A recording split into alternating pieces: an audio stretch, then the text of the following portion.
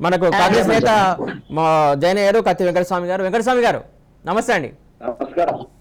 Right, Congress party రెండో list ఇచ్చిన తర్వాత కూడా ఇంకా చాలా మంది అసంతృప్తులు బయటపడుతున్నారు, నిరసనలు సెగలు కొనసాగుతున్నటువంటి పరిస్థితి ఎందుకలా? పాలసీలో ఎక్కడో పొరపాటు జరిగింది.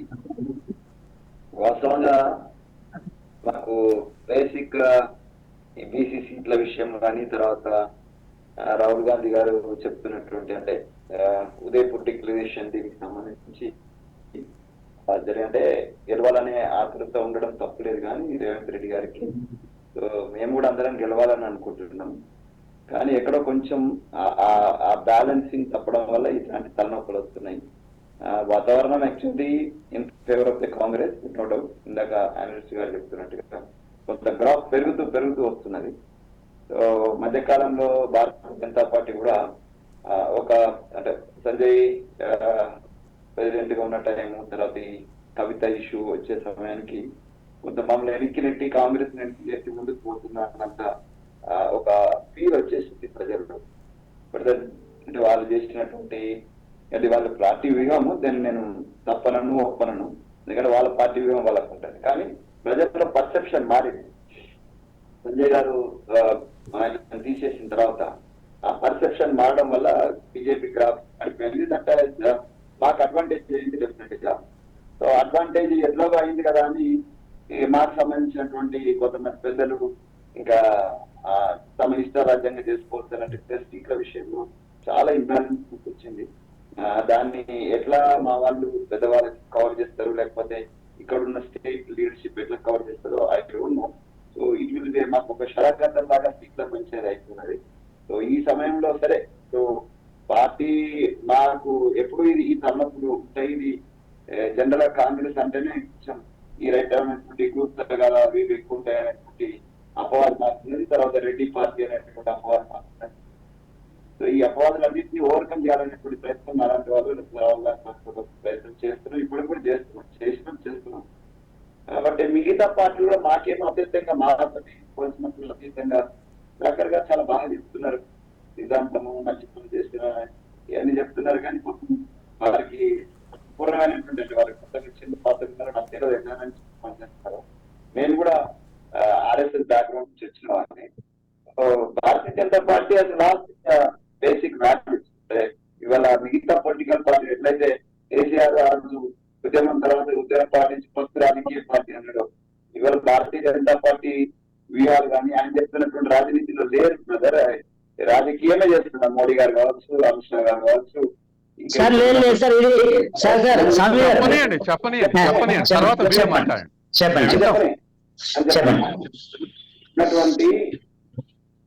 ఎన్ఎస్ గారు చాలా స్పష్టంగా టోటల్లీ కార్పొరేటైజ్ అయిపోయింది అన్ని పార్టీలు, మా పార్టీతో సహా అన్ని పార్టీలు. మీ పార్టీ అంటే మాకన్నా ముందే కార్పొరేటైజ్ అయిపోయింది.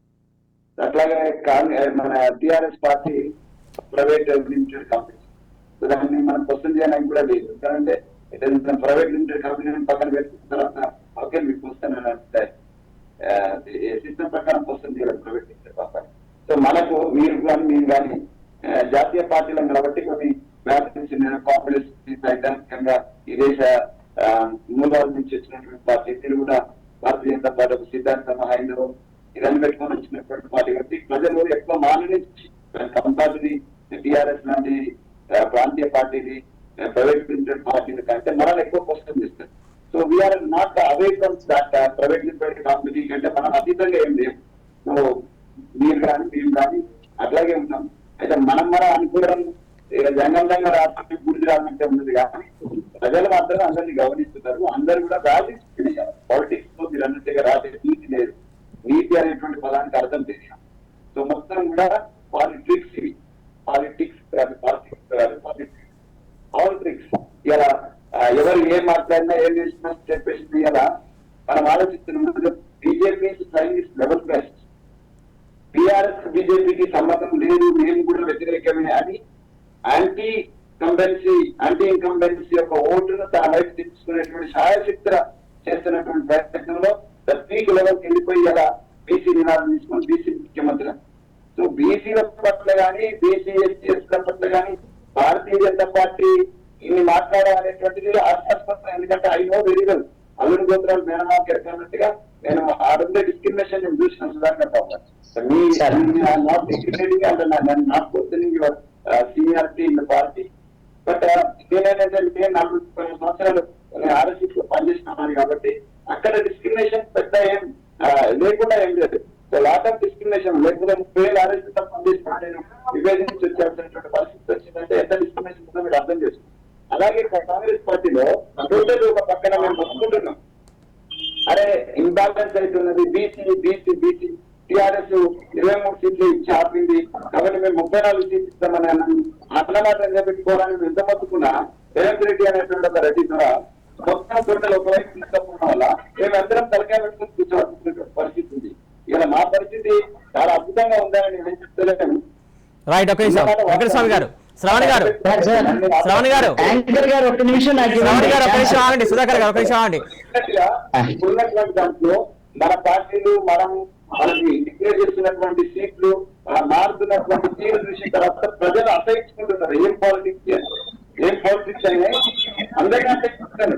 ఏ పార్టీ అతీతం కాదు కదా. టీఆర్ఎస్ అసహించుకుంటున్నారు, కాంగ్రెస్ అసహించుకుంటున్నారు, బీజేపీ అసహించుకుంటున్నారు. అసలు ప్రజలకు ఇలాగ ఒక మాట అంటారు సార్, ప్రజలు తిరస్కరిస్తారు. ప్రజలకు ఇష్టం లేకపోతే తిరస్కరించారు. మన వ్యవహార శైలి మంచిగా లేకపోతే ప్రజలు ఎవరైనా తిరస్కరించే అవకాశం ఉన్నది. అది ఇప్పుడు మనం ఎడ్జ్లో ఉన్నాం, అందరం కూడా ఎడ్జ్లో ఉన్నాం. ప్రజాపాలన పొందగలగాలంటే మన పాలసీలో రావాల్సినటువంటి చేంజెస్ చాలా ఉన్నాయి. సో అవన్నీ కూడా ప్రజలకు అబ్జర్వ్ చేస్తున్నారు. Let us hope for the best. అంటే మేము ఎవరికి వాళ్ళని రైట్ వెంకటస్వామి గారు ఒక నిమిషం.